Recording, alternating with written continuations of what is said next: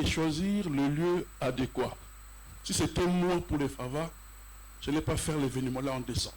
Impossible. C'est le mois où tout le monde court pour préparer quelque chose. Et les gens ne sont pas disponibles parfois. Et il y a aussi autre chose, le lieu. J'ai entendu depuis le début que normalement, ça devait se faire à l'Institut. Mais il y a eu des priorités d'abord chez eux. Parce qu'eux, ils avaient programmé leur événement avant. Hein. Je suis sûr et certain. Ils l'ont programmé avant. Et au moment où vous venez avec votre projet, ils disent, mais non, cette période, ça ne marche pas. Si vous voulez faire ça en novembre ou en janvier. Ah non, c'est pas possible. Qu'est-ce qu'on fait? On rattrape le temps, on va à l'INSAC. Imaginez qu'à l'INSAC, on vous dit qu'il n'y a pas la place. Cette période aussi. Qu'est-ce qu'on fait? Les amis, quand on construit son projet ou son programme, on ne le prépare pas en 6 mois ou en 2 mois, en 3 mois. Non, s'il vous plaît. Préparez votre événement 1 an, 2 ans en avant. Prenez le temps. Le commissaire général du FESPAN m'a parlé ici quoi? Un programme construit sous 12 années. Pour faire comprendre aux élus que la culture est importante. Ça a pris 12 ans. Et aujourd'hui, on peut maintenant respirer. Donc, il est important de choisir votre lieu et la bonne date qui vous convient pour pouvoir mener votre projet. Avant, j'étais un habitué du festival de Djazawaga. Mais après un moment, j'ai dit, je ne peux plus aller à Djazawaga. C'est fini là. Parce que la période ne me convient pas. Il fait tellement chaud. Le mois d'avril, mai, c'est... Chapeau, mes amis de Ouagadougou. Chapeau. Et j'ai passé mes journées à l'hôtel. Je ne voulais plus sortir. Je peux sortir le soir parce que là où on va aller faire des spectacles, il y a des ventilateurs, je ne sais pas comment, avec de l'air frais qui sort. Je dis, ah là, c'est bon. La question du lieu et de l'heure, c'est bien de savoir. Et où et à quel moment. Je ne veux pas faire un événement à l'extérieur pendant la saison de pluie. Ce n'est pas possible. Ce n'est pas possible, c'est impossible. Il faut caler cela. Il est important de le savoir. Donc il faut 1, type de lieu. 2, localisation. 3, l'originalité du lieu. Soyez originel. J'aimerais bien, si j'ai le temps, d'aller visiter Jacquesville chez Kajim. On parle tellement trop de ça. J'aimerais bien. Ça veut dire que c'est un coin attractif où on peut sortir. Il faut sortir d'Abidjan. Abidjan est saturé. Abidjan est saturé. Sortons d'Abidjan, allez dans les coins, hein, là où il n'y a personne, et ça va créer de l'innovation. On met le bus en jeu, les gens, on prend les gens à telle heure, retour à telle heure, on est parti pour passer nos week-ends ou encore notre festival là-bas. Parce qu'Abidjan est saturé. Heureusement, ce matin, on a eu de bons chauffeurs, comment on appelle, les beaux chauffeurs qui nous ont conduits. Merci à mon frère Kaba et à l'autre, il est où? Oui, c'est eux qui conduisaient les chauffeurs. Hein. Vire par là, prends l'autre côté pour éviter les embouteillages d'Abidjan. Et on arrive. Dans la question du lieu, il faut savoir choisir et réfléchir. Soyez innovants quand vous construisez votre projet. 3e étape. Vas-y. Comment préparer au mieux le lieu de l'événement? Donc, les éléments que vous devez avoir vont vous permettre de pouvoir construire le projet. On a identifié le lieu. Maintenant, qu'est-ce qui se passe sur place? Il y a quoi que nous avions besoin? Est-ce qu'il y a des chaises? Est-ce qu'il y a des hangars? Est-ce qu'il y a des tables? Est-ce qu'il y a de l'électricité? Je vais pouvoir noter tout cela. Je sais que vous faites des événements, mais est-ce que vous faites ça d'abord en amont, l'analyse? Il faut d'abord analyser les choses. Je sais que nous sommes pressés. Tout de suite, l'enfant est rentré dans le ventre de la femme. Tu veux que tout de suite l'enfant soit naître dans 3 mois. Pourtant, c'est 9 mois. Patiente. 9 mois, l'enfant viendra. Après, tu pourras te réjouir. Mais nous sommes tellement pressés et rien ne marche. Rien ne fonctionne. Donc, il est important de pouvoir savoir l'univers que vous voulez concevoir. Ça reflète quoi? Est-ce que là où nous partons construire notre événement, est-ce que les gens vont l'accepter ou pas? Je ne veux pas, moi, quitter tout de suite Abidjan pour aller habiter à Bécherville, tout de suite. Mais non, je dois préparer mon terrain. Je veux savoir qu'est-ce que je m'en vais faire là-bas. Je vais aller vivre où? Et chez qui? Auprès de qui? Je me projette dans le futur. Les amis, ne soyons pas pressés dans tout ce que nous faisons. Prenons le temps d'analyser notre environnement, notre écosystème. Prenons le temps. En août, la première semaine d'août, nous organisons un festival qu'on appelle le Feu de Brazza à Brazzaville. Mais si je vous dis que tout est déjà calé,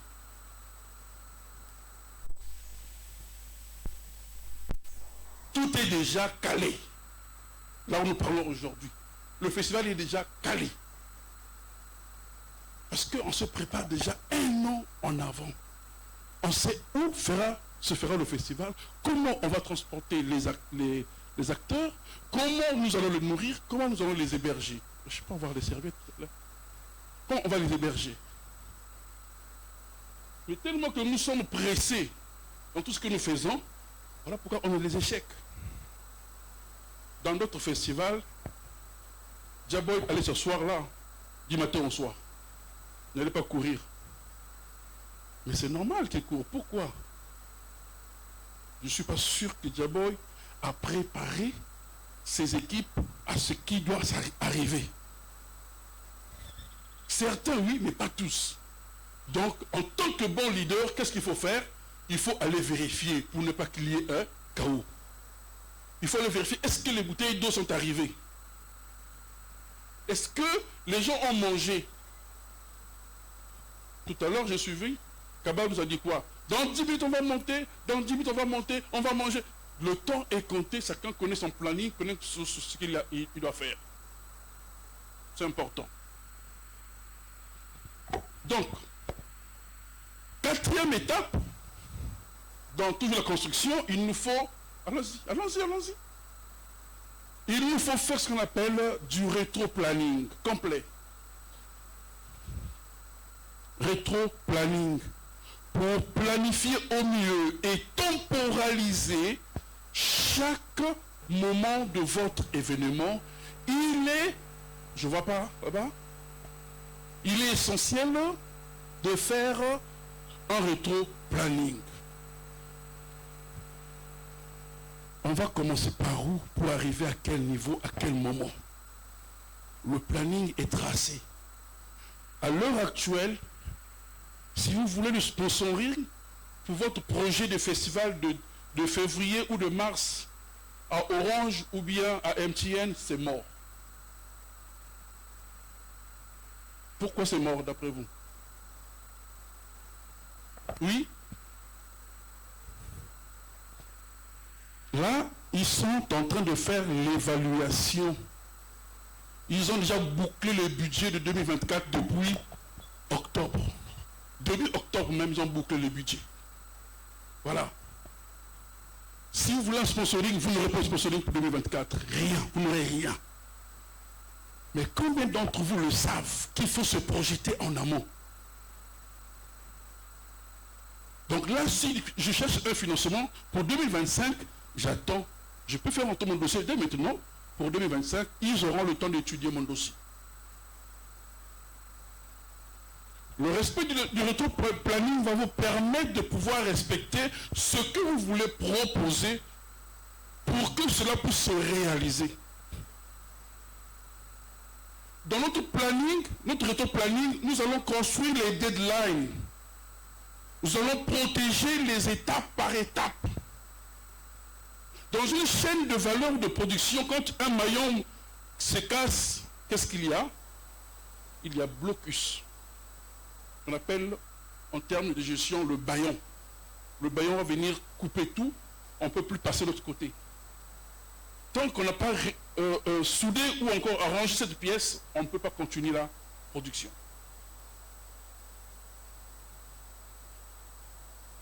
Notre rétro-planning nous permet de pouvoir nous prononcer nous savons déjà, même si je suis en train de dormir ou je tombe malade, les autres collaborateurs savent ce qui va se faire après. Et on va suivre le travail. Même si Diaboy n'est pas là, on connaît déjà ce que nous devons faire. On doit l'exécuter. Parce que nous avions les ressources qui sont là. Nous avions les moyens qui sont là. Il nous faut exécuter ces moyens. Sinon, c'est mort. Désolé parce que je ne peux plus lire là-bas, mais j'essaie de commenter ce que j'ai déjà préparé. Donc, une fois votre étape listée, planifiée, vous devez maintenant entamer le planning. Et n'oubliez pas toujours de concevoir 3 plans dans votre projet. Le plan A, le plan B et le plan C. Toujours. Toujours. Au moment où je suis célibataire, je me projette toujours sur 3 plans, on ne sait jamais. Hein? Pauline ne va pas accepter tout de suite. Donc plan B est en attente. D'accord? Quand je vais chez Pauline, il va me compliquer. Achète-moi d'abord des brésiliennes, fais-moi ceci, fais-moi cela. Bon, on se voit. Le plan B, c'est comment? Ah, je suis là. Oh. Et Dieu merci, ça s'est été rasé. Hein? Donc là-bas, je n'ai pas besoin de mèches. On va confirmer le plan B. Ah, le plan A, on a oublié ça. Eh oui. C'est ça avec notre retour planning. Et nos amis l'ont respecté. Quand un Stuttgart a échoué, pouf, nous voici à l'Isaac. Assis. Quand le point A n'a pas ça a échoué, je passe au point B. Hein. C'est la réalité de la planification. C'est la vérité de ce que nous faisons. Nous avons les mamans dans la salle. Nous avons les papas dans la salle. Ceux qui ont 2, 4, 5 enfants. Disons-nous la vérité. Parmi les 5, il y a toujours un qu'on aime plus que les autres. Celui qu'on appelle le plan A. C'est celui-là, si je le booste fort, il pourra tirer les autres. Je vais vous dire une chose.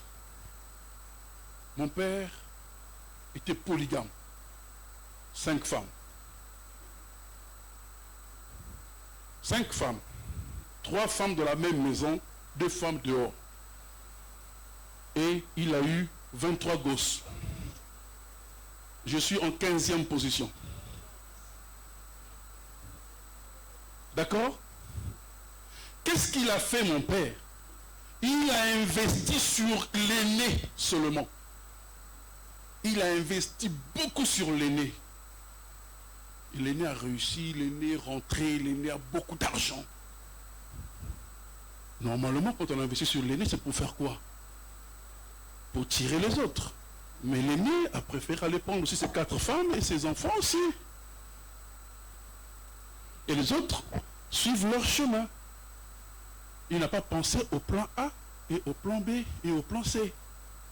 Mais nous, dans nos projets, on doit penser à ces plans, les amis. Soyons réalistes dans ce que nous faisons, sinon on va mourir. C'est important. Voilà pourquoi, chez les Blancs, c'est bon, chef, chez les Blancs, il y a une voiture qu'on appelle voiture hybride. Dès que la batterie est morte, pouf, on balance. Ah. Ne me dites pas que non, là-bas aussi, il n'y a pas de plan A, le plan B. C'est prévu. 5e étape, comment réaliser un budget prévisionnel?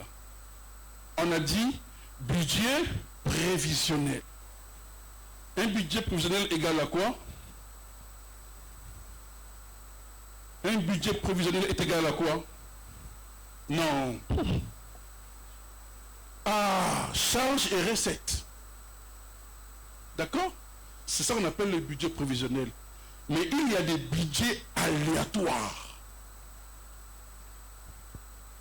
Dans le budget prévisionnel, c'est l'équilibré. Ce que vous devez faire sortir, ce qui doit, on doit l'équilibrer à 100%. Dans notre budget, il nous faut définir, les fonds disponibles, les recettes prévisionnelles, les besoins financiers, humains, stratégiques, techniques. On doit les définir déjà, les identifier. Mais ce que j'aime en Afrique, c'est la vérité. Nos budgets ne sont jamais équilibrés. Jamais équilibrés. Est-ce que vous voyez ça? C'est la vérité. Mais comme c'est une affaire de famille et d'amis, personne ne viendra faire le contrôle, on s'en fout, on y va. Mais quand ça va aller de l'autre côté chez les autres, ils vous diront, votre budget n'est pas équilibré, monsieur. Comment en recette vous avez 1 million, mais en dépense vous avez 5 millions? Mais il y a quoi? Il y a quoi d'après vous? Non, pas du tout. Il y a mauvaise évaluation. Mauvaise évaluation. Donc il est important de le savoir. Il faut que nous puissions travailler sur notre budget provisionnel. Donc voici quelques dépenses générales que nous savons tous. Location du lieu, le matériel, les hôtels. Et si je vous disais que je suis bien hébergé là où je suis, j'ai la clim 100%. Parce que je suis parti de là où il faisait 4 degrés pour venir là où il y a 30 degrés. Donc, choc thermique. Imaginez comment je transpire. Mais quand je suis dans mon appartement, il y a la clim, il y a du wifi, il y a la télé, il y a la cuisine, j'ai un grand lit, donc je peux tourner de gauche à droite sans problème. Seul, parce que c'est le travail. Non, le travail d'abord. D'abord le travail. C'est quand le travail va finir, maintenant on va dire, on va aller maintenant. J'ai découvert un mot avec les chauffeurs qui m'a mené à l'aéroport, Djandjou. Après il a donné un autre nom, Coquelé.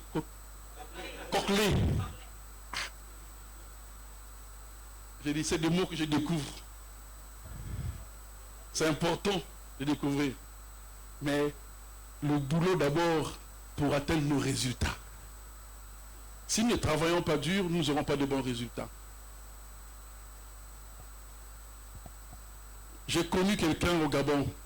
Tu le connais? Tu le connais, et certains le connaissent. Mayombo. Mayombo était devenu célèbre. Le petit Mayombo. C'est quoi son cri là? Le cri célèbre là, j'ai oublié ça. Non, pas ça. Et voici voilà. Et voilà les retombées. C'est lui qui a créé ce mot. C'est lui qui a créé ça. Mais comme il était mal entouré, l'argent est rentré dans le cerveau, les amis qui étaient autour de lui ont fait la fête, il est parti en France, il a tourné, il est rentré. Aujourd'hui, le petit Mayombo vit dans la souffrance presque. Maintenant, on ne le connaît plus sur les réseaux sociaux. Parce qu'il a été mal conseillé, mal construit. On a mal construit son projet. On a mal évalué son projet. C'est important. Quand vous voyez Fally Ipupa des années 2006 ou 2000 et Fally Ipupa d'aujourd'hui, regardez les changements. 2006, il n'arrive pas à aligner une phrase en français. Mais aujourd'hui, il aligne la phrase en français sans problème. Parce qu'il a compris qu'il faut aller étudier pour pouvoir booster mon business. Ça, c'est entre parenthèses que je prends ça.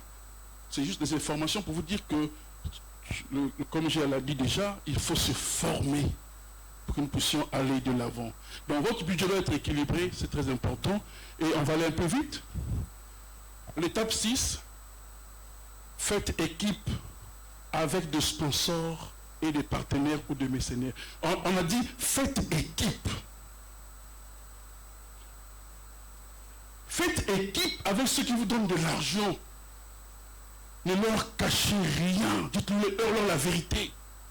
Vous nous avez donné 10 millions, voici ce qu'on a utilisé, voici ce qu'il reste, voici ce que nous allons faire. On vous fera confiance encore demain. Sinon, laissez tomber. Quand on fait équipe avec ses sponsors et ses partenaires, il y aura de bons résultats, on va accroître dans notre projet et on va avancer. C'est-à-dire, soyez clairvoyants avec les autres. Septième, ce sont le prestataire événementiel de choix qui va être prestataire de notre équipe, de notre projet. Si nous avons les moyens, bien sûr. Si on a les moyens, on va aller prendre un restaurateur qui va venir préparer pour nous. On va prendre des modérateurs qui viendront modérer pour nous, on va les payer. On va prendre des musiciens qui vont venir jouer pour nous parce qu'il faut les payer. Et on doit construire notre relation avec eux. Donc, organiser un événement, c'est savoir faire le choix des prestataires dans votre projet. N'allez pas prendre des prestataires qui vont vous faire mal à la tête. Et dans toute chose que vous faites, c'est dès le premier jour que vous devez concevoir votre projet. N'attendez pas, oh non, les amis, venez d'abord, avançons, on verra. Quand ça va marcher, après ça va aller de l'avant. C'est là où la guerre va commencer. C'est dès le premier jour qu'il faut écrire, même si vous n'avez pas d'argent, écrivez des contrats de papier avec les gens. Même s'il n'y a pas d'argent, écrivez des protocoles. Moi, je viens de ton projet pour ceci, pour ceci. Ah, moi, je t'accepte mon projet pour ceci, point. Si ça marche, Dieu merci. Ça ne marche pas, on est quitte. Il n'y a pas la discussion. Le papier est là. Vous avez peur, allez voir un huissier. Un huissier va valider ces documents. Le jour où l'autre viendra, c'est trop tard. C'est trop tard. C'est important de pouvoir le savoir. Next. Une billetterie adaptée à vos événements. Bon, ça on est encore loin. On est encore loin de la billetterie. Je ne sais pas si les gens appliquent la billetterie ici, mais j'ai un champion de la billetterie qui me répète tous les jours la billetterie, il est là-bas. Dès qu'on fait des conférences en ligne, il va toujours vous parler de la billetterie, comment il faut le gérer, il faut y faire. Je dis papa, ça c'est pour l'Europe, ici en Afrique. Qui va acheter son billet avant? Personne. C'est difficile. Mais avec une éducation d'aujourd'hui, nous pouvons le faire. Maintenant, il y a de nouveaux systèmes de pouvoir payer les billets. Travailler avec les sociétés mobiles. Vous payez en ligne, il vous envoie un code à utilisation unique. Si tu as donné une autre personne, s'il rentre avant, toi tu ne rentreras plus parce que ça est déjà scanné. Et là, vous allez contrôler les billets sans problème. Il n'y a plus quelqu'un à la porte pour contrôler les billets. Ça va à la poche gauche, à la poche droite. À la fin, tu pourras plus contrôler l'argent qui est rentré. Donc, il faut savoir définir le système de billetterie que vous voulez pour pouvoir vendre votre événement. L'organisation des animations. Ça, déjà, on le connaît. Hein? Comment organiser l'événement. Bon, le gros problème chez nous en Afrique, on ne respecte pas le temps. C'est tout. On ne respecte pas le temps, le timing n'est pas respecté. Et voilà. Donc, normalement, cette heure-ci, on ne doit plus être là. On serait rentré déjà. Normalement. Donc, à cette heure-ci, chez moi, les maisons honoraires devaient passer multipliés par 4. Et pas normalement, c'est ça. Voilà. Mais comme on aime la chose, on soutient le travail des jeunes, il faut être là. Il y a Tchaboy, il y a Kaba, est-ce qu'il y a un autre encore dans la salle, je ne sais plus, que j'ai formé, oui, j'ai formé, voilà, il y a Joël, que j'ai formé en 2020.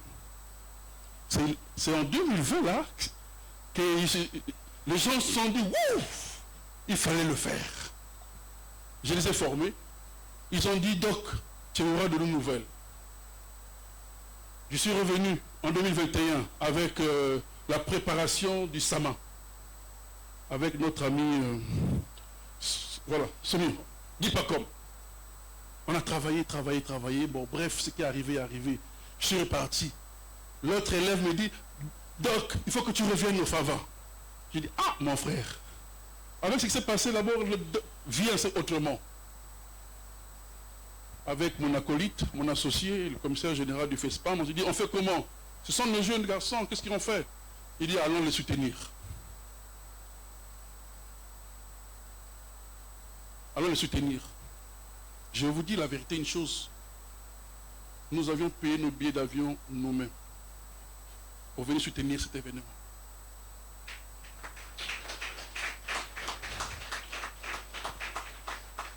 Nous avions payé nos visas nous-mêmes pour venir soutenir cet événement. Pourquoi j'ai dit ça? Parce que dans son rapport financier, il doit l'incorporer. Ce qu'on appelle l'apport matériel. Il y a eu des experts qui sont venus dans mon festival, qui ont payé leur billet, qui a coûté tant dans mon rapport. Ça doit être mentionné. Il faut soutenir de bonnes volontés. Et je sais que ce projet va aller loin et très loin. Je le sais, parce que j'ai une vision.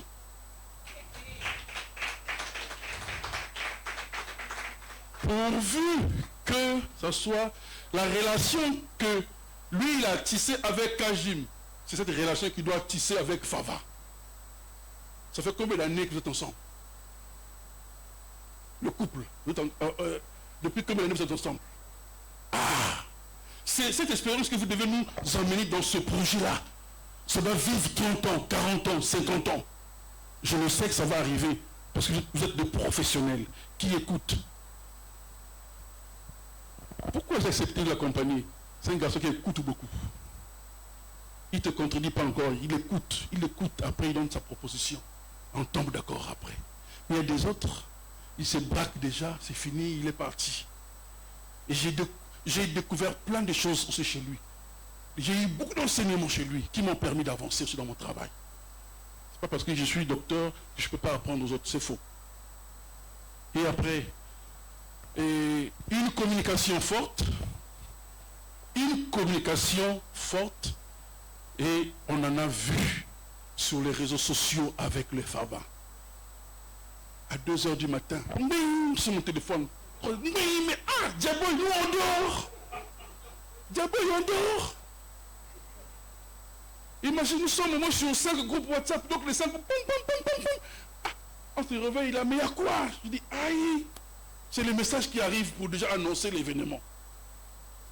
Une communication forte, pointue, mais organisée, structurée, pour vendre votre projet. Numérique comme non numérique. Il faut communiquer, c'est très important là-dessus. Créer un contenu adapté à votre entreprise ou votre organisation. Comment vous allez communiquer? Avec quelle phrase? Quel est le mot que les gens vont retenir? Dès qu'on lance un mot, qu'est-ce qu'on va retenir? Il faut galvaniser les gens. Je disais ça en voiture ce matin quand nous sommes passés devant l'université. J'ai dit, wouh, cette maison-là, il y avait 2 personnes qui soulevaient les gens ici. 2 personnes dans cette université-là. Le Goudet et Guillaume Soro. C'est des étudiants qui ont dit, lève-nous. Ils étaient debout.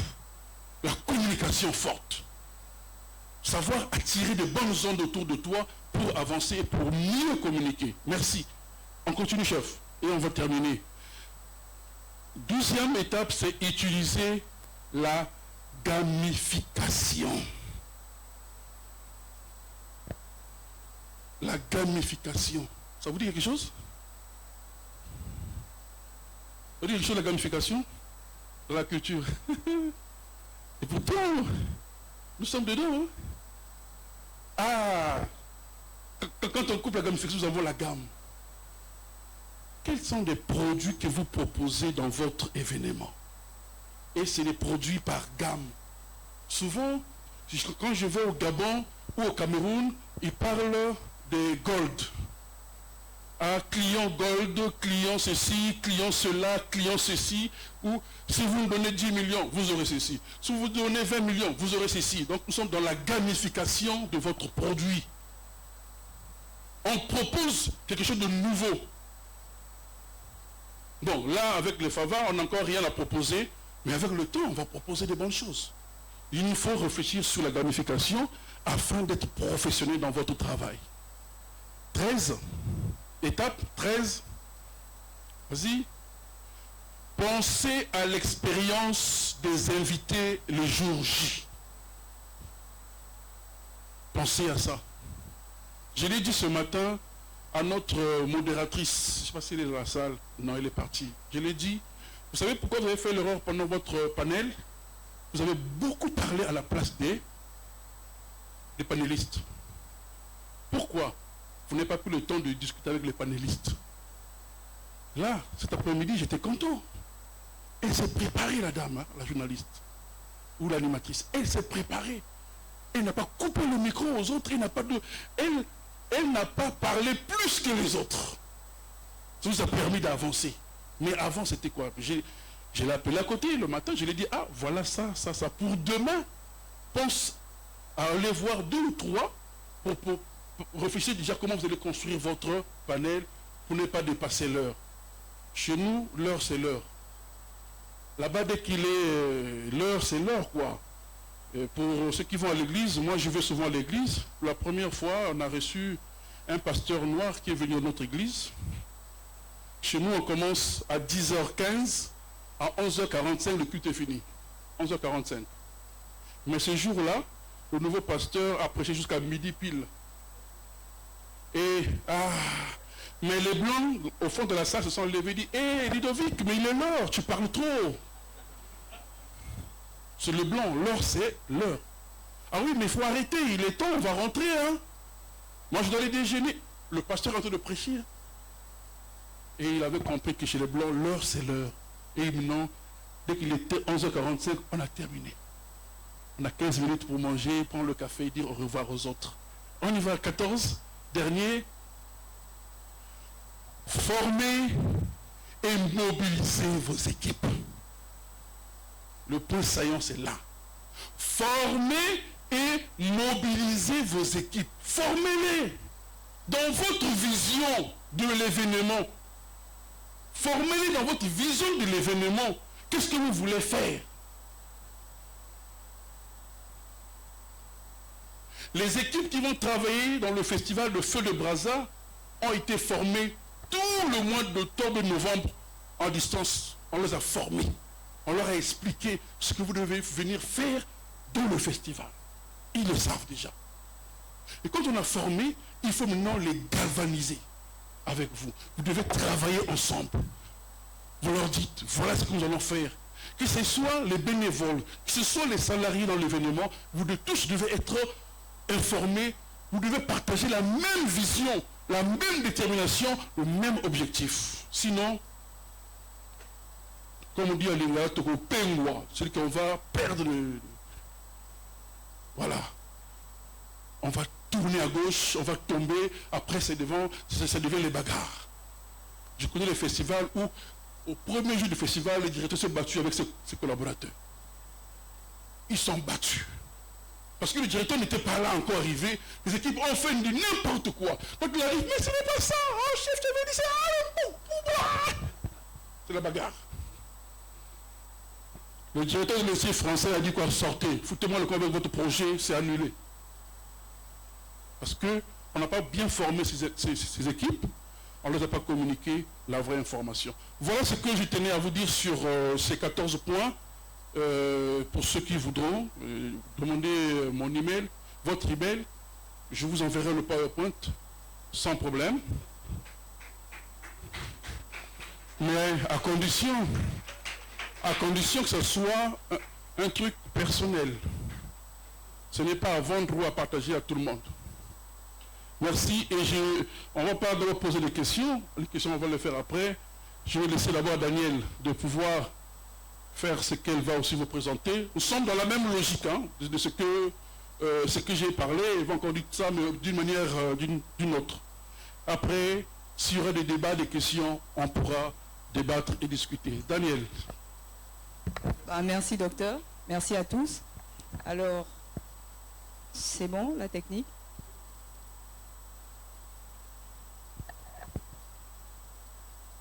je vais vous entretenir sur comment réussir l'organisation et la gestion, du moins sur la gestion d'un projet événementiel, parce que le docteur a commencé par l'organisation, et moi je vais attaquer la... Descendez. Voilà, donc la partie 2, c'est comment assurer une bonne gestion de son événement. Je vais déjà rappeler que la gestion d'un événement regroupe l'ensemble des activités qui visent à organiser le déroulement d'un événement, et cela en respectant les contraintes de ce dernier. Donc, de manière résumée, 10 étapes majeures, selon moi, ont été regroupées pour faciliter la compréhension de la gestion réussie d'un projet. D'accord ?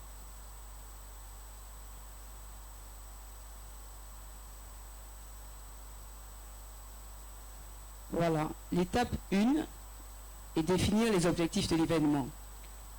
La définition des objectifs est primordiale. Vous avez vu qu'à l'entame, le docteur s'est appesanti dessus. Parce que ce sont les objectifs qui fixent le cap de notre organisation, des actions qu'on va mener. Donc il est important de définir les objectifs. Mais les objectifs qui ont été présentés par le docteur plus haut, en utilisant la méthode SMART, sont les mêmes qu'on va reprendre pour la gestion de notre événement. En étape 2, il est important de réfléchir sur le format adéquat. Il y a 3 types de formats d'événements. Vous avez des événements physiques, comme celui-là. Il y a des événements virtuels, conférences en ligne. On a eu droit à ça lors du Covid. On a été obligé de s'arrimer à des événements virtuels. Et vous avez des événements hybrides qui regroupent les événements physiques et les événements virtuels. Donc c'est véritablement important de définir le format, car chaque format d'événement a ses spécificités.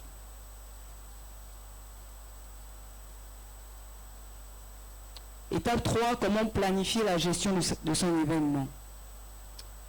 La planification, elle est basée essentiellement sur le rétro-planning. Quand vous faites votre rétro-planning, il y a une liste exhaustive des tâches que vous devez ressortir. À cette liste-là, il y a des actions qui seront affectées. Et ensuite, vous avez les personnes ressources qui seront en charge de l'exécution de chaque tâche. Ça sera répertorié pour faciliter. Donc, il est important de véritablement estimer aussi le temps d'exécution des tâches. C'est ce qui va nous permettre d'avoir une organisation réussie et un événement réussi.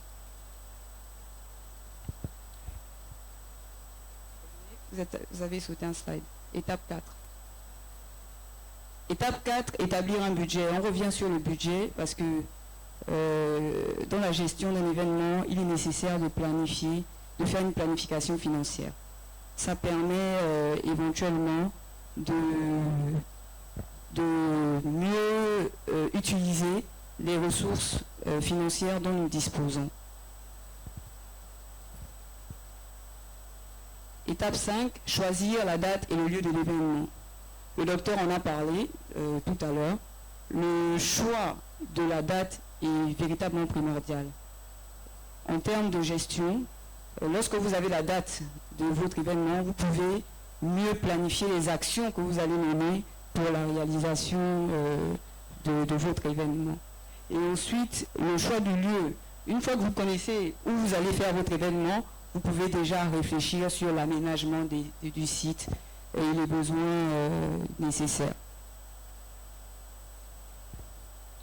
Étape 6, imaginez l'événement dans les moindres détails. Pour imaginer un événement dans les moindres détails, après tout ce qu'on a déjà vu, il est important de s'appesantir sur les participants. On fait un événement pour drainer du monde, pour faire venir des gens. Qu'est-ce qu'ils attendent? Ils ont besoin de quoi exactement? Quel sera le programme qu'on mettra? Dans notre déroulé, il y aura quoi? Quelles seront les activités qu'on va mettre? qui seront différentes des activités de nos en griffe, de nos concurrents. Vous avez les besoins logistiques, il faudrait que vous sachiez quels sont les besoins dont vous avez besoin. Quels sont les besoins de votre événement, pardon. Et ensuite, en termes de communication, il faudrait savoir quels sont les axes de communication que vous allez aborder. Étape 7, remplir votre événement.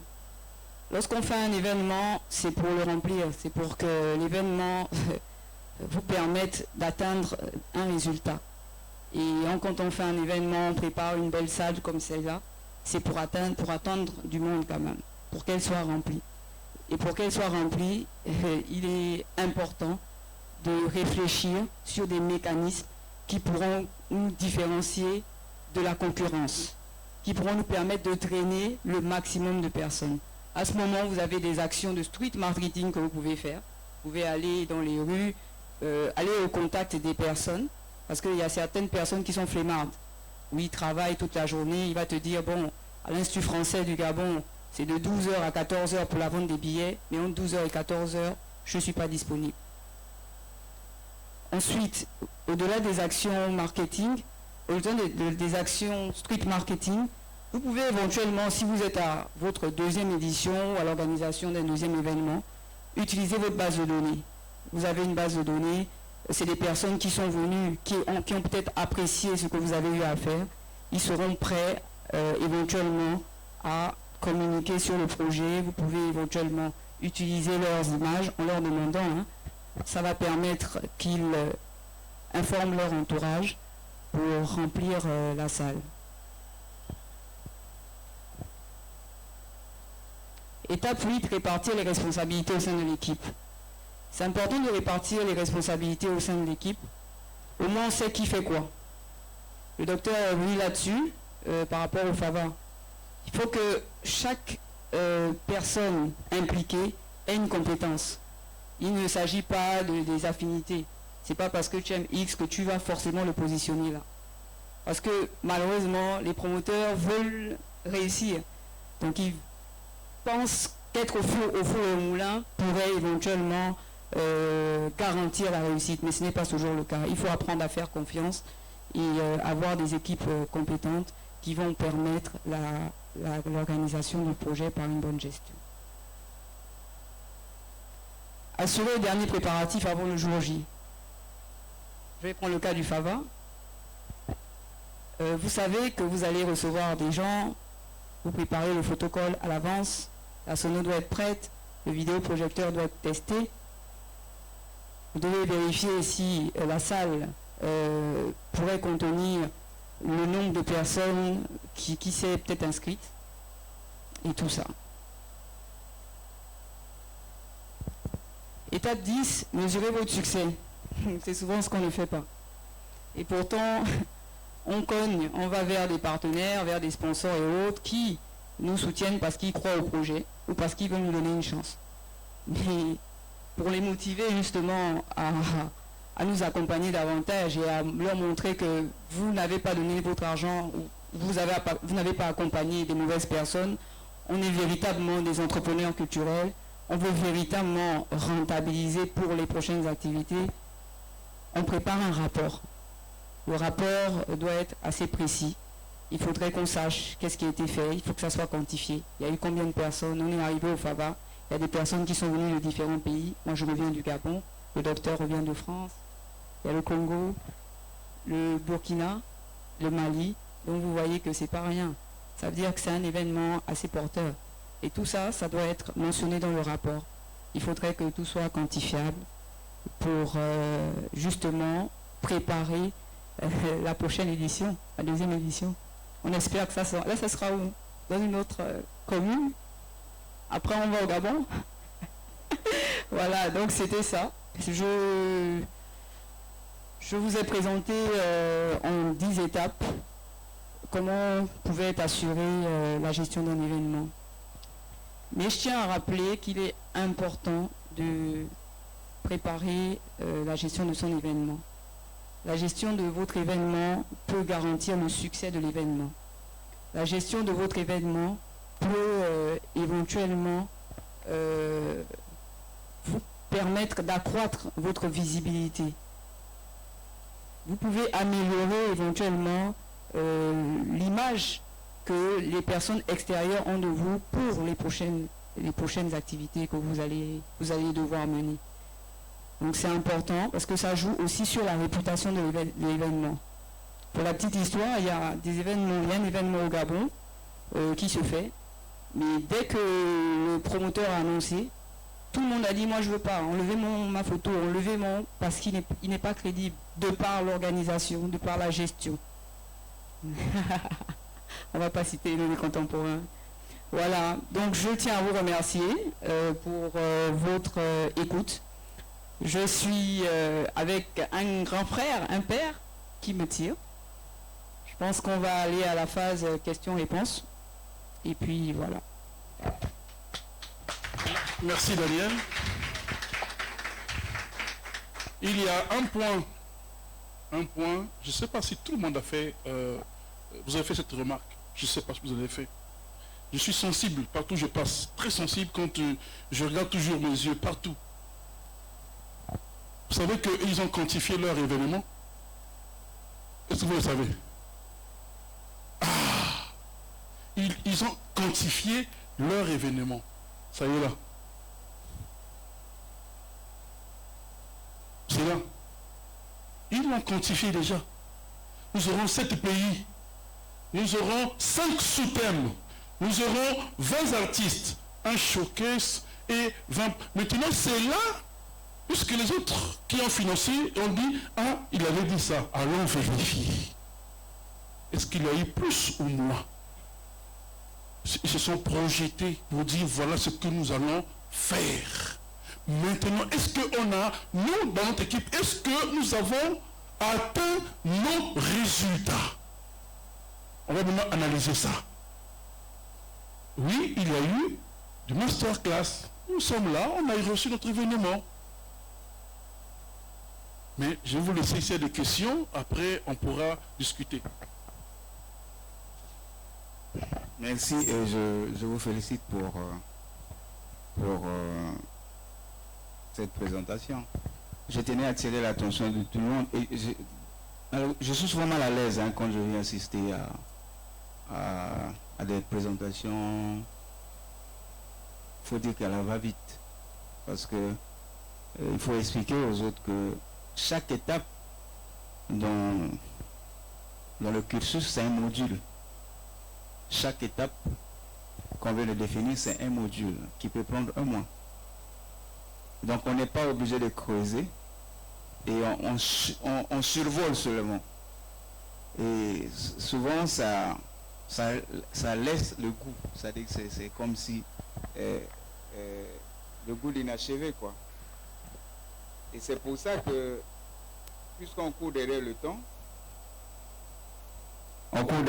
j'aurais aimé que l'on aborde, peut-être qu'on prenne le temps d'approfondir certaines préoccupations. Un événement, c'est toute une machine derrière. Et c'est vrai que ça commence par l'étude de l'environnement, mais il y a aussi un aspect important, c'est la composition des équipes. Et ça, le docteur Eric, il sait bien. Malheureusement, on n'a pas assez de temps pour ça. Parce que c'est là où interviennent les profils. Et généralement, les événements en Afrique échouent parce que c'est une dimension qui n'est jamais intégrée, quoi, en fait. Je l'ai dit ce matin, on s'appuie sur le réseau des amis et qui constitue, dans le style de la gestion, qui constitue des capteurs d'énergie que réellement des acteurs qui peuvent rendre. Et ça, c'est très important. Et j'aurais aimé également que il n'y a qu'une personne qui porte la vision. Et ceux qui viennent l'accompagner, généralement, ils ne comprennent pas. Et c'est là où intervient la communication stratégique, parce que l'événement est dans la durée. Et ça aussi, c'est un aspect important, Dr Eric, qu'il va falloir pour les prochaines communications revenir sur la communication interne et externe, n'est-ce pas, pour le positionnement de l'événement. Un aspect très important que vous avez effleuré, et que j'aurais aimé que vous vous apaisantissiez là-dessus, parce que on n'est pas obligé. Quand vous mettez dans la dynamique d'un événement, vous n'êtes pas obligé de le réaliser. Non, ça reste avant tout un projet. Et un projet peut ou ne pas se faire. Et pour avoir une décision claire, il va falloir qu'à chaque étape, on identifie les risques. C'est-à-dire que l'identification et la gestion des risques. En ce moment-là, la classification qui s'impose ferait en sorte qu'on prenne la décision, oui ou non, on doit réaliser l'événement. Et ça, c'est un des aspects importants qu'en Afrique, on ne s'y apaisantit pas, on ne sait pas affecter des coefficients pour évaluer la dangerosité d'un projet, et souvent on se lance comme ça, bêtement, et puis bon, ben, on est en difficulté à la fin pour dire, ben, le projet n'a rien apporté, ben, vous serviez déjà d'avance avec l'évaluation des risques qui ne devait rien apporter. Donc on n'était pas obligé de se lancer, au fait. Il y a aussi un aspect important que Eric a oublié, et j'espère qu'il pourra rattraper ça. Et vous êtes revenu dans l'étape 3, notamment la planification. L'un des outils importants de la planification que tout le monde peut télécharger sur Google, c'est le diagramme de Gantt. En ce moment-là, vous planifiez et vous avez les acteurs, vous avez le timing et vous avez les ponts qui existent entre chaque étape du projet et jusqu'à sa réalisation. Enfin, il y a le plus important, et j'attendais, franchement Eric est reparti encore sur ça, heureusement d'ailleurs, c'est l'évaluation, avec les indicateurs qui doivent être palpables et quantifiables. Et tout ce que vous avez là-bas, c'est les indicateurs d'évaluation de ce projet. Et l'un des outils importants d'évaluation, bon, j'aime pas trop l'utiliser, et quand les gens le font, et parce que souvent il n'est pas trop réaliste, mais c'est toujours important qu'à la fin, on soit capable d'évaluer, et lorsqu'on évalue, il y a ce qu'on appelle le bilan financier de l'institution. Et le conseil qu'il faut donner aux événementiels, c'est que, en ce qui concerne les finances, en ce qui concerne un budget prévisionnel, n'est pas un bilan financier. Et ne commettez jamais la bêtise d'aller vers un bailleur en présentant un bilan financier d'un événement équilibré. C'est faux. Lorsque vous avez un bailleur qui vient et que vous allez lui présenter le rapport avec votre bilan financier équilibré, c'est faux, vous avez triché. Un bilan financier n'est jamais équilibré. En matière d'événements, un bilan financier n'est jamais équilibré. Nous ne sommes pas en comptabilité. Parce qu'il y a toujours des charges supplémentaires. Parce qu'il est prévisionnel au départ, mais les détails, nous ne les avons pas. Il y a toujours des charges qui s'ajoutent. Et tout comme aussi, il y a des recettes qui peuvent s'ajouter que vous n'avez pas prévues. Est-ce que vous comprenez? Je prends le cas simple. Vous avez eu votre billet, vous avez fait votre... Tant mieux. Bon, vous avez fait votre budget. Vous n'avez pas intégré nos 2 billets. Et ça vient de s'ajouter sur votre bilan. En ce moment, si vous présentez un bilan, mais vous avez un bilan qui a été excédentaire. Parce que vous avez eu un apport de peut-être 2 ou 3 millions qui se sont ajoutés sur votre événement. Et ça a toujours été comme ça. Nous ne sommes pas en comptabilité. Bon, je ne reprends plus le cours d'autrui. Voilà, merci encore. C'était mes apports. Mais on aura toute l'occasion de... Bonsoir. Ok, je tiens un peu à vous dire merci parce que moi je suis une petite preuve vivante. J'ai beaucoup sillonné un peu dans toutes sortes d'événements, que ce soit ici, au Gabon, au Congo, au Rwanda, d'où je viens. Et le doyen, je lui dis vraiment merci parce que lorsque j'étais au Congo, il nous a vraiment soutenus. Mais je voulais juste donner une petite expérience parce que, étant jeune Ivoirien, je m'installe au Congo, Brazzaville.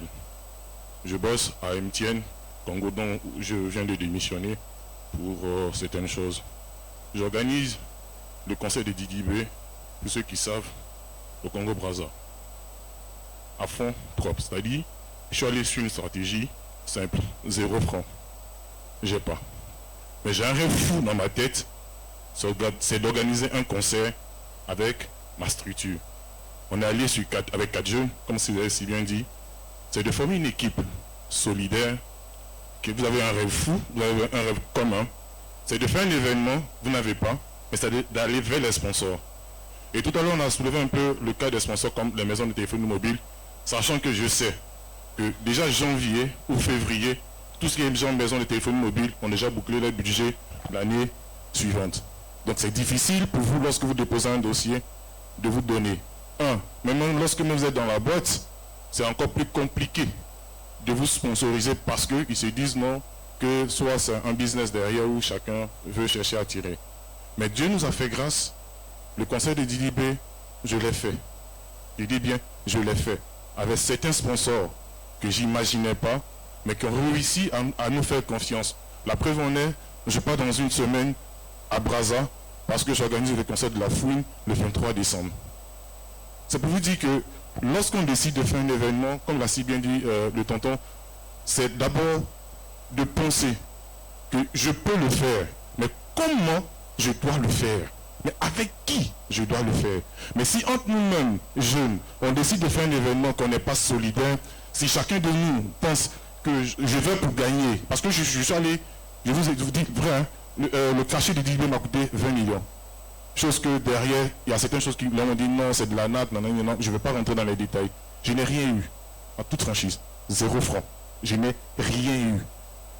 Mais je l'ai fait, et après, lorsque j'ai décidé de faire le concert de la Fouine, je ne suis pas allé vers les sponsors, c'est les sponsors qui sont venus maintenant vers moi. Ça dépend comment on a organisé notre événement. Le doigt était là, vous vous rappelez, on s'est retrouvés à la télé, lorsqu'on faisait l'organisation de la CAN et de la Coupe du Monde. J'en ai pris conseil chez lui. On a pris conseil chez lui. Olivier m'avait dit, tu es rentré, tu nous as fui. J'ai dit non, je suis en train de repartir. Je suis venu juste me reposer. Et à la CAN, moi je suis venu bouffer la zone de la Côte d'Ivoire et puis je ne pas encore au Congo. C'est juste vous dire que ne restons pas dans nos chambres avec nos projets. Aucun projet n'est petit. Je dis bien aucun projet. Ce qu'on nous donne comme enseignement, prenons ça au sérieux. Daniel, elle sait. Le Gabon, je l'ai fait. Ma première fille est gabonaise. J'ai bossé dans beaucoup de structures au Gabon. J'ai appris beaucoup. Je suis allé au Congo, j'ai appris beaucoup. J'ai fait Congo, Rwanda, Congo. Pas parce que j'ai de l'argent, mais j'ai acquis encore plus d'expérience. Je vais venir m'asseoir chez moi au pays, dans tous les pays. J'ai fait 65 pays. Donc dans tous les pays, j'ai enseigné ici même à l'INISAC. Donc je sais de quoi je vous parle. Ne lançons pas ça, je sais pas ces enseignements-là dans des tiroirs. Ne lançons pas ça. Donc, ce que vous devez faire, c'est de multiplier encore plusieurs fois. Comme l'a dit Loudin, ça c'est un sujet qu'on doit revenir encore là-dessus. C'est vrai que le temps il est court, mais c'est des sujets vraiment qui nous tiennent vraiment, nous les jeunes, aujourd'hui, pour pouvoir mieux avancer. Parce que si on veut compter sur les sponsors, on veut compter sur l'Institut français, on veut compter sur l'Institut, eux aussi ils sont fatigués, ils ont un budget. Mais c'est des rêves pour nous. Mais ces enseignements-là doivent vraiment, moi je vous encourage, mais aidez-nous encore plus à mieux comprendre, à pouvoir mieux avancer. Merci. Merci de vos questions et de vos apports. Je vais revenir. Dans la salle, d'abord pour la partie de notre frère, en ce qui concerne les enseignements, c'est toute ma vie. C'est toute ma vie. Ils sont combien dans la salle ici qui suivent mes formations en ligne? Il y a Kaba, il y a voilà. Ils savent. Moi, je donne des cours gratuitement en ligne. Je forme les gens gratuitement en ligne. Tu as ta connexion Internet, tu te connectes. Tu viens suivre là. Le mois prochain, j'ai une formation que je vais faire sur la formation des équipes et leur management avec toujours mon acolyte. On va faire la formation en ligne encore. Comme je l'ai dit, oui, nous avons survolé des thématiques. On a survolé ces thématiques-là. Ces thématiques que nous avions présentées aujourd'hui, c'est un cours de 126 heures. Si on parle en termes universitaires, 126 heures. Mais on a survolé. Il y a beaucoup de points qu'on n'a pas développés. C'était juste pour vous donner, comme on dit, mettre l'eau dans la bouche pour vous dire que réveillez-vous, réveillons-nous, formons-nous. Le point le plus important, comme je l'ai dit, les équipes. pourquoi beaucoup de festivals meurent en Afrique? Je connais un festival au Congo qui est presque à 15 ou 20e édition. Le directeur, c'est le même, mais les équipes changent chaque année. Donc, allez chercher pourquoi. Le directeur, c'est toujours le même, mais les équipes, chaque édition, il y a de nouvelles têtes. Allez comprendre la suite. C'est important de savoir. Et la formation, on va toujours continuer à le faire. C'est important. Et on va continuer toujours. Je ne cesse pas d'enseigner. Merci beaucoup de me donner la parole. Non, je voudrais juste dire que le docteur a eu l'intelligence de nous prévenir dès le départ que ce ne sera pas véritablement un masterclass, mais un cours magistral. Donc je pense qu'au finish, on se retrouve à l'intérieur. Mais à la fin, j'ai l'impression que alors je peux avoir les dérapages de quelqu'un qui n'a pas suivi toutes les formations, mais je plaiderais pour que si ce n'est pas encore fait, que ce soit inscrit dans l'une des formations à venir. Parce que les points que nous avons vus, en vérité, c'est des grandes étapes. Mais chaque étape constitue un point nodal sur lequel il faut s'arrêter pour travailler. Par exemple, le planning rétro-pédalage, à l'entendre, c'est simple en fait. Mais il y a des principes à respecter. Le street marketing, il y a des instruments. Comment on les utilise, à quel moment on les utilise, comment on les organise, ainsi de suite, ainsi de suite. Donc en résumé, c'est pour dire que chaque point mérite un peu plus de développement. Et donc si on inscrit ça dans le style de formation un peu plus long, ça peut être beaucoup plus bénéfique pour nos jeunes frères. Voilà, c'est juste le plaidoyer que je voulais faire. Je vous remercie. Bonsoir à tous. Et encore merci à Djaboy pour cette initiative.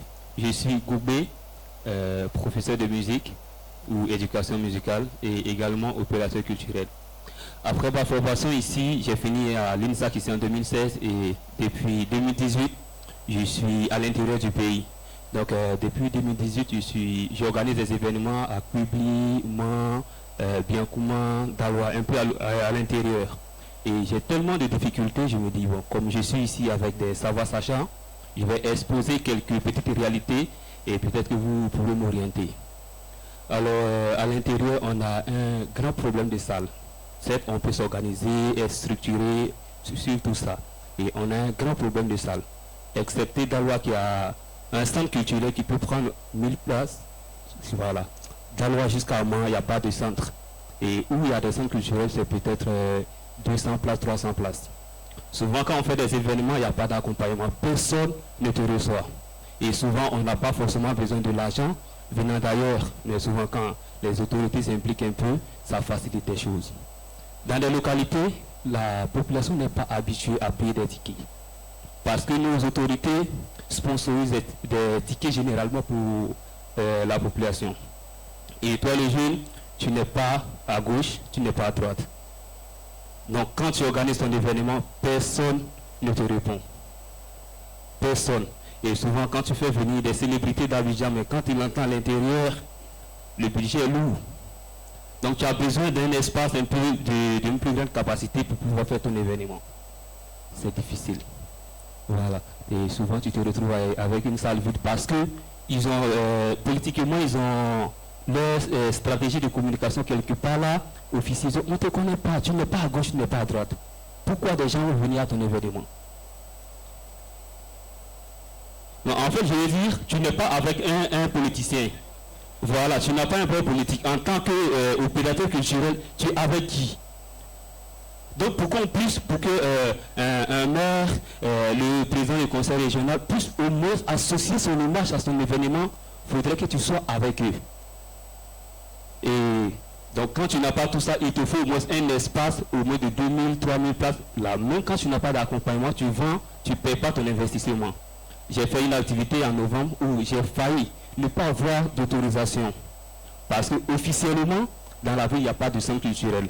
Donc je vais dans un espace privé. Et l'espace appartient à la femme d'un homme politique de la ville. Et officiellement, les deux hommes forts de la ville sont dans le même droit, mais officieusement, ils ne sont pas ensemble. Donc on me dit c'est une activité politique. Donc ceux qui doivent me donner l'autorisation ne me donnent pas l'autorisation. J'ai appelé mon petit, tu as fait quoi aux gens là? Et je n'ai rien fait. Et je vois maintenant, j'ai pas le projet. Ah mon petit, nous on pensait que c'était une histoire politique. Il dit papa, c'est pas politique. Je n'ai pas l'argent, je n'ai eu l'accompagnement de personne. Donc l'espace, le seul coin de la ville qui puisse me permettre de rentabiliser mon argent, c'est là-bas. C'est pourquoi je suis parti. Et c'est à 2 jours de mon événement que j'ai reçu l'autorisation. Parce que les gens pensaient que c'était politique. Donc c'est des difficultés qui vraiment nous fatiguent vraiment à l'intérieur du pays. Je ne sais pas si on doit quand même faire la politique pour pouvoir réussir ces événements ou bon, arrêter carrément. Je ne peux pas répondre à ta question, mais je vais te dire une chose. Ça a été dit ici, par ce monsieur-là. Il a dit ça ici. Il a dit ça, non, le matin. Le maire dit non, je ne vais pas aller seul avec ma femme. On a payé de sa femme. Non, le chef ne s'est pas même avec la mallette en main. Il faut aussi quelqu'un. On a payé son billet. Mais quand il est rentré, il est revenu. Il nous a ouvert les portes. Vous savez une chose, ce n'est pas mauvais. Mais il faut le faire pour votre intérêt d'abord personnel. Encensez l'homme politique qui peut t'aider à aller au sommet. Encense-le. J'ai toujours pleuré ce monsieur, Ahmed. C'était mon ami. Quand on est en train de manger le choukouya, il vous dit, hey, ici il n'y a pas la politique. Ici maintenant c'est choukouya. Mangez choukouya d'abord. Là vous parlez de bêtises, de tout. À la fin, vous disparaissez. Mais dès qu'on se met en cravate, la politique reprend. Est-ce que vous comprenez la démarche? Si cet homme politique peut t'aider à atteindre l'autre bord, vas-y. Essaie de rentrer dans son histoire, mais sans te pervertir. Est-ce que vous comprenez? C'est ma façon de voir les choses. Chacun peut dire autre chose. Sans te pervertir. Voyez-vous? Et tu cherches un moyen de rentrer dans le marché de la vente. Je sais une chose qu'en campagne ou au village, c'est difficile de pouvoir vendre les billets. Ça, on le sait. Un villageois va acheter un billet pour venir voir les danseurs qui bougent les fesses, ça ne le regarde pas. Non. Il n'a pas le temps à ça. Mais on peut faire du troc au village. Vous venez assister à même du manioc ou à même du maïs. Tu me donnes, tu rentres. Est-ce que ça c'est une idée qui me vient comme ça dans la tête. Mais imagine que tu te retrouves avec 55 plantains là, des guillemets de plantains là. Les gens sont rentrés pour voir le spectacle. Et tu peux revendre. Est-ce que tu vois? Tu revends. C'est ton business. C'est pas gratuit. Donc, vous venez au concert, amène régime de bananes. Peu importe le nombre de doigts qui se trouvent dedans, amène. Dès que tu donnes, tu rentres. Moi, je mets à côté. Je mets à côté, je veux vendre. Quand je vends cet argent, je veux réinvestir dans mon projet et avancer. Ça, c'est l'idée seulement comme ça. Mais en ville, c'est autre chose. Je connais qu'en campagne, c'est difficile, très difficile. Nous savons déjà ça. Nous partons faire le festival au village, nous, à Oyo. Nous savons ce qui va se passer déjà. Déjà, nous sommes déjà projetés là-dessus. En attendant que si Daniel va ajouter quelque chose, mais juste d'abord le coup. Merci. Et nous sommes dans le vif. Je l'ai dit le matin sur l'étude.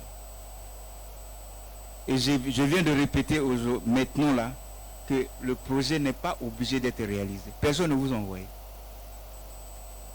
C'est vous-même. Et si vous avez réalisé votre étude, vous devez déjà identifier ces problèmes-là. Parce que dans la réalisation de l'étude, il y a des outils scientifiques que l'on applique avant de prendre la décision. Et j'ai dit le matin que l'un des outils les plus importants que l'on utilise en matière d'analyse d'environnement, c'est le PESTEL. Donc, le premier P là, c'est l'environnement politique. Donc, si l'environnement politique est hostile à ton projet, laisse-le. Ne va pas te soucier pour rien. Et le deuxième élément de l'environnement, c'est PESTEL. Le deuxième élément, c'est E. E, c'est l'environnement économique. C'est le coût. C'est-à-dire que la masse monétaire qui circule dans ton village. Est-ce que les gens ont les moyens de payer un spectacle? Pourquoi tu veux dans un environnement où les gens n'ont même pas, donc le coût de la vie, où le revenu ne permet pas, maintenant tu amènes un spectacle pour faire quoi? Ne perds pas ton temps, va chercher. Si vous êtes dans la logique économique, migrez ailleurs. Maintenant, si vous êtes dans la logique sociale, du bénévolat, pour animer la société, oui. Est-ce qu'on se comprend? C'est très important. Dommage quoi, c'est très limité cette formation. C'est très... On aurait dû quand même monter un peu le niveau quoi. Pour que les gens que vous sortez ici, on a besoin d'avoir des opérateurs quoi. On a besoin d'avoir des entrepreneurs. La passion, je l'ai dit le matin, ne suffit pas. À côté de la passion, il faut avoir la connaissance. Il faut avoir la connaissance de ce que vous devez faire et vers où vous devez partir. Il y a ce que l'on appelle l'approche systémique du développement d'un projet. Parce que vous pouvez avoir dans des équipes des gens qui jouent contre vous. Et alors qu'ils sont dans votre propre environnement. Et comment identifier ces gens-là pour les écarter le plus tôt possible avant que le projet ne tombe. Ça aussi, il y a une stratégie pour ça. Donc, on est là en plein dans l'événementiel et généralement, je vais vous parler de moi maintenant. Je vais vous donner un exemple. Et lui, il s'est moqué de moi, en fait. L'avantage que l'on a, c'est parce qu'avant d'être universitaires, nous sommes des sacs à dos. Donc, on a commencé comme vous. Je suis le premier à avoir exporté Magic System de Abidjan vers l'Afrique centrale. Le tout premier qui a fait sortir Magic System ici à Salfola, Goudé, Manaja, tous. Avec Angelo à l'époque. Quand je venais les signer, j'étais sur Claude Bassolé. C'est déjà bientôt 2 décennies. Et quand je suis arrivé, à Salfo est rentré pour me voir et dit non, c'est pas celui-là le producteur. Parce que j'étais chétif comme ça. Il dit non, c'est pas lui là. On dit c'est moi qui suis venu vous chercher. Vous savez, c'est l'enthousiasme. Avec le peu d'argent qu'on a, et puis on se lance quoi. Et je suis arrivé, le premier spectacle était à Pointe-Noire, donc chez lui. Et je n'ai pas fait l'étude pour comprendre que il y a à l'intérieur des données purement culturelles qui peuvent phagocyter un projet. Spirituel, bien sûr. Et vous voyez, au firmament de Premier Gaou, et j'ai fait venir de Brazzaville, plutôt Patrou Destar, qui est également au Bukanga Bissaka, le meilleur orchestre du Congo à l'époque. Mais vous savez ce qui s'est passé?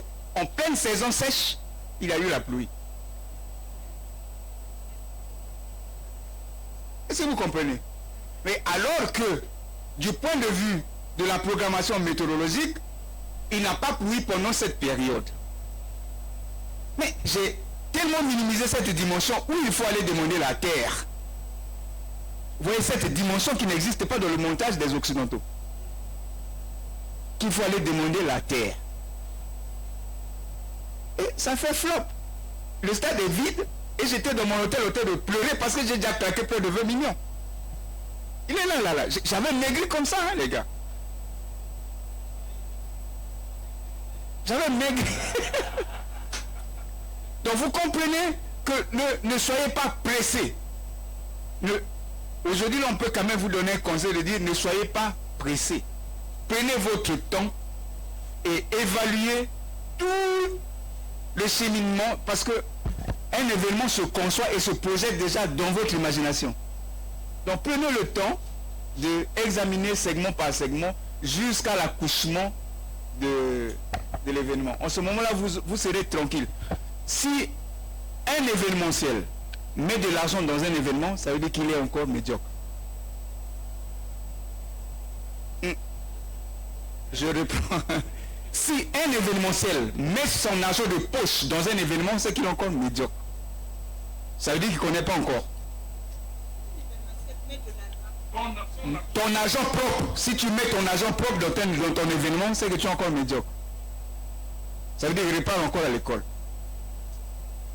Parce que de l'étude que tu vas réaliser, tu as déjà les niches de financement de ton événement. Et maintenant, et tu as également la stratégie pour aller mobiliser chaque niche.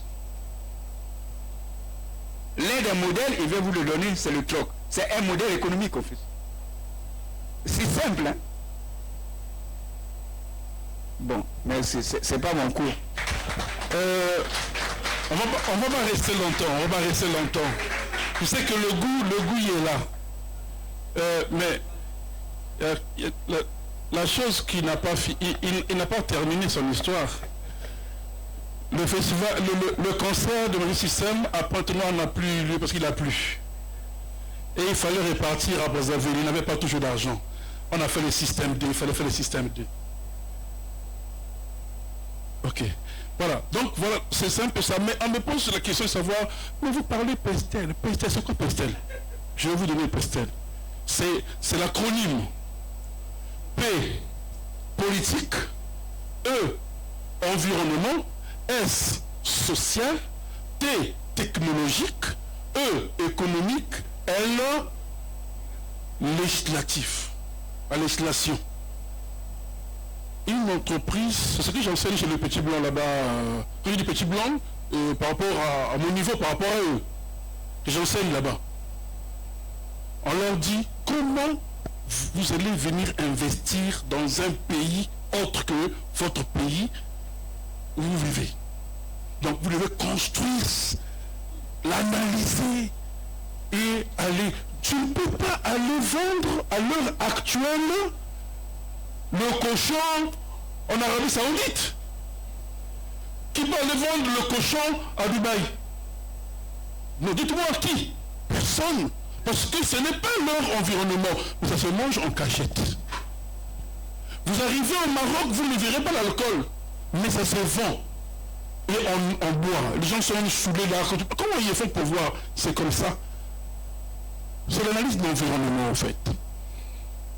Donc on ne va pas rester longtemps là-dessus, mais moi je reste toujours ouvert pour les formations, pour les conseils. Pour accompagner les acteurs, on accompagne. Je n'ai jamais vu une personne comme ce monsieur-là qui s'appelle Zaboy, soldat. Il ne te laisse pas une minute. Déjà à la maison, mes enfants savent déjà que papa, il y a un soldat qui appelle. Quand je suis là, le soldat appelle, le téléphone sur le soldat de Jaboy. Chaque seconde, il appelle pour demander conseil. Docteur, là, il y a un problème là. Qu'est-ce qu'on fait? La phrase là, est-ce qu'il faut corriger? On corrige, on revérifie, on valide. Il balance. Ce que j'aime, parce que avant de publier quelque chose, il demande d'abord l'avis des autres. Pour ne pas que tu puisses gaspiller ta communication. On connaît ceux qui sont cassés les nez pour ça. Il a déjà publié, c'était trop tard. Mais après, on va se rattraper. C'est fini, c'est mort. C'est trop tard. Il est important que nous puissions mettre ça en tête, comme a dit le commissaire. Nous l'avions fait, hein? Moi, je l'ai fait. J'ai vendu mes terres pour sauver mon festival. Voilà, parce que nous étions des sacs à dos. Nous étions des gros sacs à dos.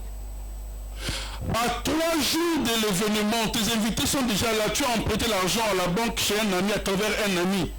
Parce que la garantie, l'argent va arriver. C'est déjà signé.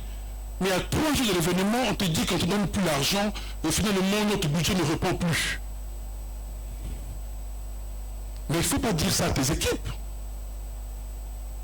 Tu gardes ça pour toi-même. Tu trouves une autre solution. Qu'est-ce qu'il faut faire?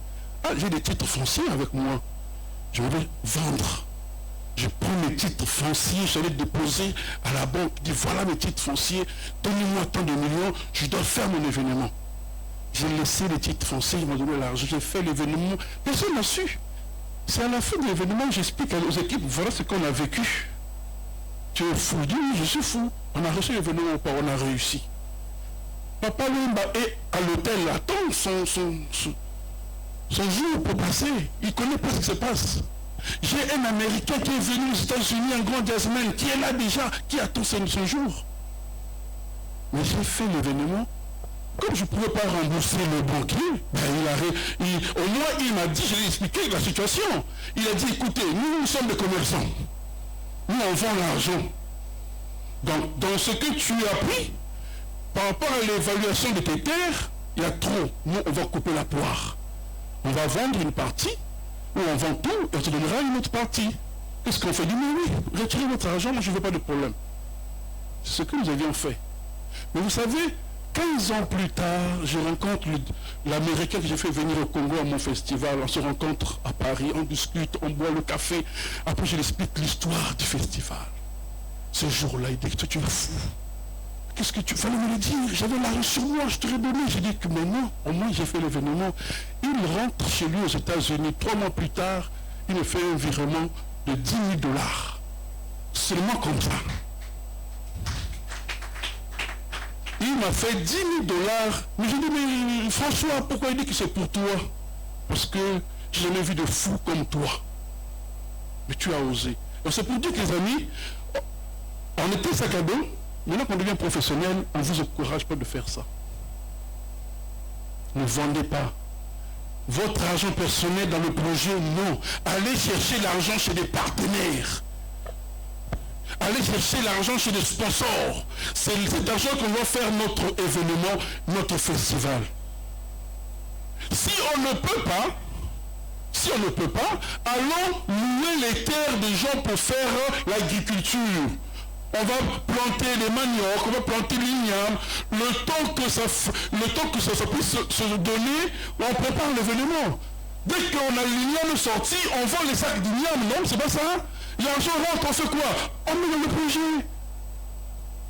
C'est difficile, je sais. Qui ne sacrifie rien ne va rien. Donc voilà ce que je tenais à dire. Daniel, tu peux s'ajouter pour clôturer, c'est bon? Bon, voilà. Donc, merci de votre participation. Je suis désolé de ne pas prendre les questions des autres parce que vous avez dit que le temps c'est le temps. Je reste ouvert à tout ce qui veut avoir des conseils. Le conseil général est là, demandez le conseil. Nous sommes là pour accompagner et aider les gens. Merci beaucoup à vous et bonne soirée. Merci docteur, merci Daniel. Vous allez rester pour la photo. Jaboy, est-ce qu'il est dans les pages? Non. Jaboy, pour la photo de famille. Merci à tous ceux qui ont fait le déplacement ce jour pour assister à la première édition de ce forum qui, je le rappelle, se poursuivra demain.